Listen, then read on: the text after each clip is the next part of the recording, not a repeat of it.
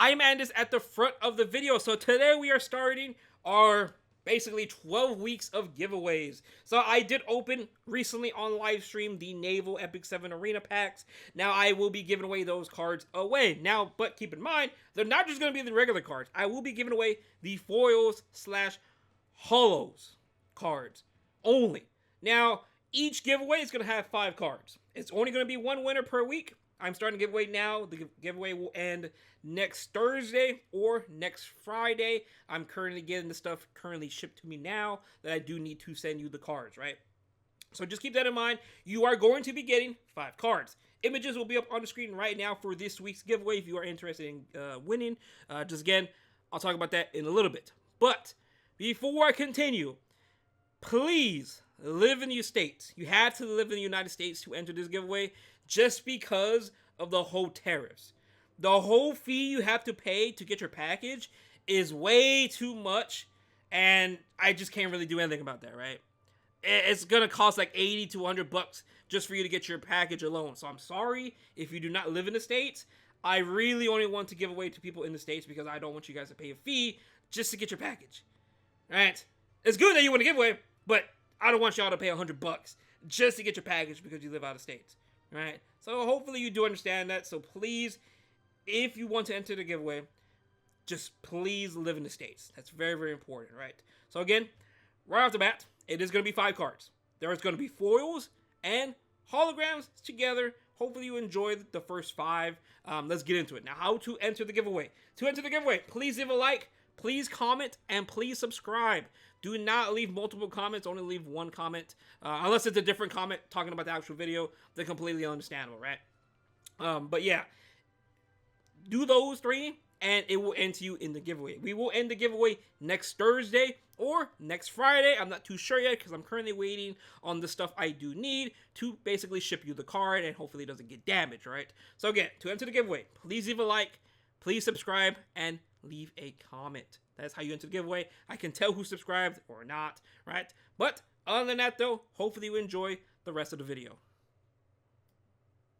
Welcome everybody back in the video. Today we're going to be doing some Guild War defenses that I do recommend. They are pretty strong. Basically what we've been fighting up here, especially since our MMR is kind of crazy in Veritas. So we've been fighting a lot of top guilds. So let's go ahead and look at some strong defenses that I do really recommend. So let's get right into it. So it is going to be featuring a lot of Frieren and Genesis Raz, right? Just keep that in mind. It is going to feature these characters quite a bit, especially since Frieren is actually really good when it comes to defense because of how she really does work. Having her passive, her S3 damage, her S1. She's very, very good for GVG defense. So again, if you are interested, this is going to be the video for you. So let's get into it. So right off the bat, we have a Harsetti, Mei Chloe, and Frieren. Now this team surprisingly has been popping up quite a bit. Now in terms of Harsetti, obviously there's many builds you can do here. I have mine on a damage build, but you could go ahead and run full effectiveness if you really want to, right? Main reason I like a damage build better is because most of the time they are going to be potentially bringing maybe Young Senya, either ARAM. While effectiveness is nice and all, just keep that in mind, right? So I'm like, well, let me just play for the damage con with Fairy Tail. But again, both builds work perfectly fine. It is just up to you, right? Just keep that in mind. Next, Mei Chloe. Our good old girl Mei Chloe got buffed, and now she is just absolutely insane. I have mine on a protection build and immunity with some high ER. Not really that high of an ER, but high enough, right? But she's mainly this there for the protection sets and to basically just get bulk for the entire team and the defense buff she does offer on her S3, right? She's absolutely disgusting, right? Disgusting. This defense buff can actually be game changer. Just keep that in mind, right? And then obviously we do have her passive. Reduces additional damage. Very, very good, right? And now on to Frieren. Now in terms of Frieren build, her build is very, very, there's a lot of stuff you can do with this character, right? She can be extremely tanky, or you could do a lifesteal. Now, I do like the lifesteal idea because, again, ideally, you could run a little bit more bulk here. Maybe like 4.5k attack, maybe like 10k HP, maybe 12k HP. More bulkier, potentially the better in this situation because it is going to be with Mei Chloe and Harsetti. So therefore, having a little bit more bulk, again, isn't really going to be end of the world. Do I have an HP ring here so I can show you guys? Let me see. I mean, it's horrible. These rings are horrible, right? But hopefully you get the idea, right? A little bit more bulkiness is perfectly fine in this situation because, again, she is going to be the sole carry here, while My Heart Steady is full DPS, so potentially more damage for the team, right? But keep in mind, she's going to have her passive on. She is going to have defense buff, thanks to Make Chloe, and she's on lifesteal. She's going to be doing a lot of damage, and don't get fooled by the defense buff. That defense buff can be really game changer. Had a guilty last war, did not hit the free win because she had defense buff and thought she was just gonna die. She didn't die from the follow-up damage. So make sure that defense buff is actually kind of disgusting. It's very, very good. But this does it for team number 1. Team number 2, it is going to be Lady of the Scales, Setsuka, and Genesis Raz. You've probably seen this comp a lot. It is very, very popular going on right now. Now, in terms of this, there's many builds you can do for Lady of the Scales. If I run this defense, I would really recommend having a faster Lady of the Scales. But again, it's kind of hard to really counter any Luna. If they find out you're a fast Lady of the Scales, well, then they're just going to go ahead and slow Luna you, right? So just be careful. There's a lot of stuff you can do with this defense, right? So, Lady of the Scales, I have mine at this build. It's nothing special. It's literally because of arena purposes. You could do any build you really want. I used to run a really, really fast one. I used to run like a 300 one before because it is very, very good when it comes into dealing with Lunas, right? Because when you're over there trying to deal with Luna, right, she's going to S3 and then you're basically useless. But make sure to go ahead and just slap on. So let's do that. Let's do this. Take the necklace. Doesn't really matter. Come over here. Take the ring. And then there you go. Hey, that's not the right boot. Hold on. Over here. Boom. And we should be good. Speed set. Again, it doesn't really matter. Boom. 305. So 305 on my fastest set. We give her Soul Constellation. We give her Eternus. She's pretty much going to destroy any Luna cleave. Because this looks very, very cleavable, right? It looks very, very cleavable when you see this defense. You're like, well, I can go ahead and bring Bride with Cesaria. I can go ahead and Luna, something like this. So just keep that in mind. Obviously, you do want Genesis Raz in the front. Now for Setsuka and Genesis Raz themselves. Now, Genesis Raz, I have been seeing a lot, and I mean a lot of effectiveness builds.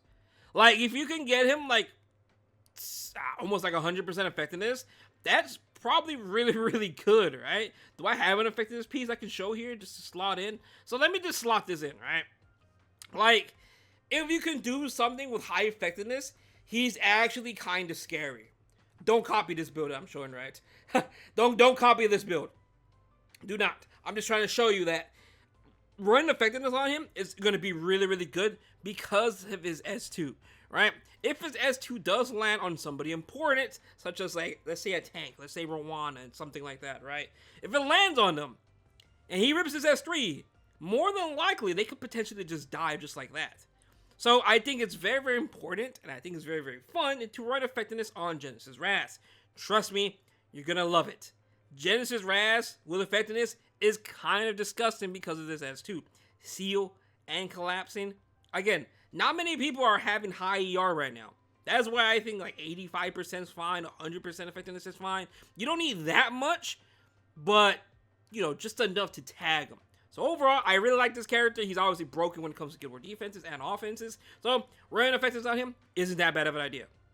Next is going to be Setsuka. Setsuka, again, her build doesn't really matter. You can do a lot of different builds with this character. You have Repulse, or you have Counter, and all that good stuff. Now, in terms of situations here, you could also run a Soul Stealing Artifact on this character, actually, alongside of Lady of the Scales as well, right? Do I even have this artifact? Let me go see. Because there is a Soul Stealing Artifact. Ah, here it is. So, this artifact, disgusting on Lady of the Scales, because it steals souls. It is disgusting, right? You have this character that can steal souls. You come over here, Setsuka, and you give her potentially, is it the Ran artifact? What artifact is it? It's not this one. I mean, technically, no, not that one. I think it's the Ran one. Yeah. So, after using a non-attack skill, 90% chance to steal souls. Important. Very, very good. Disgusting build as well when it comes to Guild Wars Sake. Again, I highly recommend this as well. Again, you can do a lot of builds on it. You can do a fast one. You can do a counter one. You can do a repulsor one. All of them are perfectly fine in this situation. Next, team number 3. Team number 3 is going to be Very, very similar. Literally just replace Frieren with Setsuka. Well, replace Frieren. Wait, you're replacing Genesis Wrath with Frieren, right? Basically. But that's the whole point of the comp. It is very, very good. Again, Frieren is insane when it comes to Guild War defenses. Now, in this situation, I would probably run a faster Frieren. I would run like a maybe speed set one, not really a lifesteal one. Just keep that in mind, right? I think a speed set one is better in this situation. Maybe like 230, 240, somewhere around there. As much DPS as you could potentially get, right? But again, same situation here. Speed is up to you in terms of builds. Team number 4. Team number 4 is going to be Harsetti, Genesis Wrath, and Frieren. Another semi-popular, I've seen this a couple of times, but it's actually kind of really good, right? And same situation, I actually do love a lifesteal Frieren in this situation, because if they bring Belian, obviously they can go ahead and just hit this Frieren. So just keep that in mind, right? A little bit more bulkiness would be nice here in the same situation. So hopefully you do understand that. Now when it comes to Genesis Wrath, same situation. I really love effectiveness on this character. Now of course mine really isn't built like that, but that is because I am still geared for Arena. It's my final week of Arena. My 6th top 3 frame already? I think it's my 6th. No, yeah, it is my 6th top 3 frame, so yeah.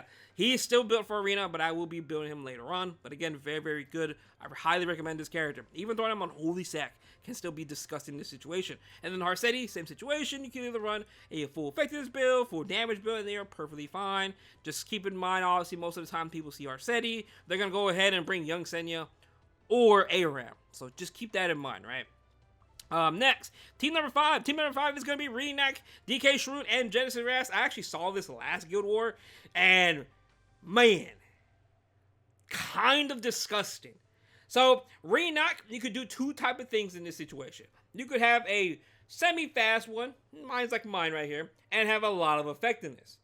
Very important.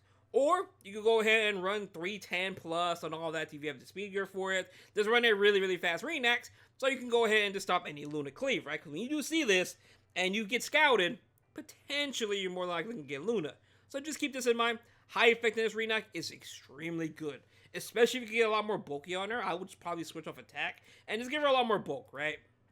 The damage she does, especially as you have DK Sharun alongside her as well. Like, the damage is perfectly fine, even if you do run a slower, a lot more effectiveness, bulky build Renak, right? Obviously, DK Sharun build is just follow up when it comes to my Renak and then Genesis Wrath. Now, I think in this situation, for Genesis Wrath, I potentially may run him like on a speed set. Maybe like 240, to something, to potentially follow up Cleave, right? Because obviously, we have the Renak into DK Sharun. I would have this Genesis Wrath pretty fast in that situation just to go ahead and follow up and potentially kill one of their units, right? So again, in terms of speed, I would really do that. That's me though. Let me see, can I show it here? Boom, we do this, boom, boom. Do that. And we're just doing this for, yeah, that's horrible. Holy. All right. 264. All right, there you go. Good enough. Something like that, right? If you have a speed gear for it, again, I think a slow one's perfectly fine still, but I think a speed one would actually probably net you some wins because they're not really expecting it. Because again, they're going to go into you, whoever is going to go into you, and they're not going to expect it. So just keep that in mind, right? If you are able, the way I see it, if you're able to kill one unit when you're like a small hut or fort, that makes your life, that makes it your rest of the guildies' life easier because that means they lost that important unit for the next hit they do. Obviously, if it's their last hit, then it's a different story. But if they lose some units on their first hit, that is very, very strong units. So if they do lose it, it helps you out, right? Maybe they enter again. Who knows, right? Now, next team number 6. It is going to be Renak, Bossarunka, and Frieren. Same situation. I think I would run a semi-fast Frieren here. I think I would run like a 230, a 240 full DPS if you could. If not, completely understandable. Renak, same situation. I think a effectiveness one is really, really good in this situation. A full speed one is also very, very good because, again, cleavers. Just keep that in mind because you do see freedom. You see Frieren. You see double Earth. Potentially, probably is going to go ahead and get cleaved by Firelitica. Just keep that in mind, right? Yes, Firelitica can technically still cleaveless. They can just beat her down. Luna could beat this down as well. Just keep that in mind, right? Because there is no Lady of the Scales, so therefore, there's pretty much nothing here stopping them. Bright Witcher Sarah BBK, another good example as well. can pretty much beat this down, but just, be careful, right? Then Boss Arunka. Now, in terms of Boss Arunka builds, you can either do a full HP one, like 30k, or Boss Arunka, which is pretty much the most common one right now. Mine is just this build right now. I haven't really touched her. Again, I have not yet re-geared for RTA, but I really prefer a 30k HP Boss Arunka right now, currently. She's just so good of a brick wall, and if the fight goes on long enough, obviously Renak and Frieren can just steamroll everybody. If the fight goes on long enough, right? So just keep that in mind. But again, I highly recommend a protection build. Not protection, a triple HP set for Boss Arunka. Because again, she is literally there to protect the other two girls, right?